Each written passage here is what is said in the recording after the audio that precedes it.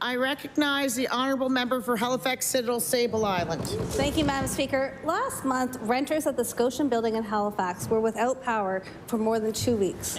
Residents of 50 units were unable to store or cook food, charge their devices, use their medical devices, and many were unable to work.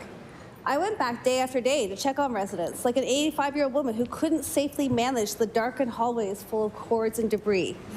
Even after more than a week and a municipal fire violation, the minister wanted to wait for tenants to go through the residential tenancies program.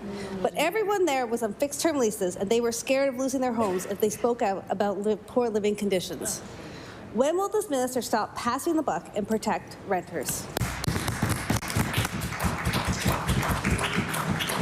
I recognize the honourable Minister of Service, Nova Scotia. Thank you, Madam Speaker, and I want to thank the member opposite for the important question and for making sure that I was aware of the situation that was happening at the Scotian, Madam Speaker. But this gives me an opportunity to share a little bit more about the residential tenancy program. It is application-based, Madam Speaker, and I think it's really important that tenants know that they can come to the residential tenancy program when they need to, Madam Speaker. But I know that staff also reached out to the tenants of the Scotian to make sure that they knew what their options are. Because, Madam Speaker, nobody should be fearful in the place that they're living, even if they're on a fixed-term lease or a periodic lease. It doesn't matter. They need to know what their rights are, Madam Speaker, and there shouldn't be fear in anyone coming forward for retribution. Madam Speaker, that is also why it's important that they have the right information and they can trust that they can come forward when they need to.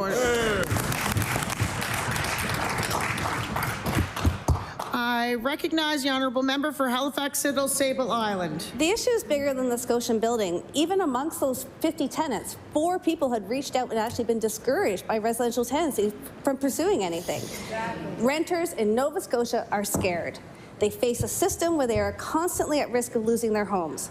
Their only protection is a system that is famously overwhelmed and toothless without an enforcement unit. The government has even ignored expert advice to create an enforcement unit. Why is this government making it easier to evict renters instead of giving them the protections they need?